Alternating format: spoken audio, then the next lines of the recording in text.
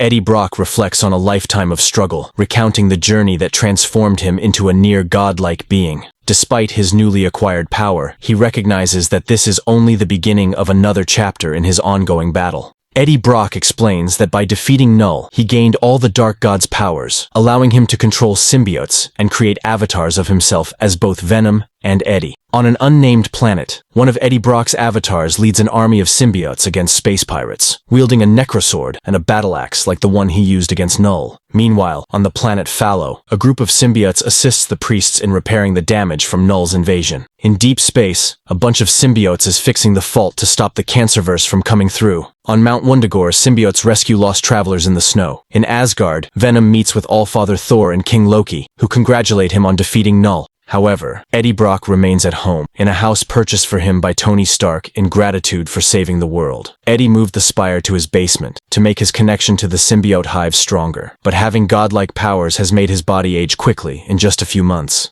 As Venom disconnects from the spire, Eddie's son Dylan reminds him not to be late for school. Eddie, using the Venom symbiote as a support, advises Dylan to be patient, acknowledging his weakening body. Heading upstairs, Eddie knows his weakened body has been affected but is okay with it for the sake of peace. Arriving in the kitchen, Eddie scolds Dylan for the mess he made and starts cleaning up. The Venom symbiote firmly tells Dylan to get ready for school. Later, at the coffee shop, Spider-Man and Eddie have lunch. Peter apologizes for meeting in costume, but Eddie already knows about a nearby robbery. Spider-Man, taking a bite of his sandwich, remarks that he forgot Eddie is now an omnipotent god. Eddie corrects Spider-Man, saying omnipresent is more accurate. Spider-Man then asks if Eddie is all right. Eddie says he's doing good. Spider-Man tells Eddie he's doing well, like Captain America. Eddie responds that he's actually doing a lot of good things. Eddie, who used to be a journalist, asks Spider-Man what's happening. He says he enjoys their fights, but wants to know more about the situation. Spider-Man admits he feels responsible for the destruction caused by Knull, believing he attracted the Dark God to Earth by bringing the Venom symbiote there. Eddie tells Spider-Man that symbiotes have been on Earth for thousands of years. They were used as bioweapons in the Vietnam War and by Weapon Plus, and the legend of Beowulf and Grendel is based on them. Spider-Man says that if Eddie ever wants to become a supervillain again, Eddie smiles and assures Spider-Man he won't become a supervillain again. Spider-Man, calming down, says he's relieved to let go of his guilt about the symbiotes. Then, he notices Eddie's eyes glowing blue. Spider-Man realizes Eddie is connected to the Hive-Mind and tries to steal a French fry, but Eddie pushes his hand away. Eddie's eyes return to normal as he explains he was in a meeting with the Avengers and reveals he's actually an avatar, controlled remotely. Eddie's avatar warns Spider-Man they're about to be robbed. When the robber recognizes them, Spider-Man offers to handle it, but Eddie's avatar throws his cane at the man. It transforms into Living Abyss and sticks him to the wall. Eddie's avatar then asks Spider-Man to pay their bill and apologizes for not revealing sooner that he's just an avatar. He clarifies that, unlike Knull, the symbiotes choose whether to let him control them.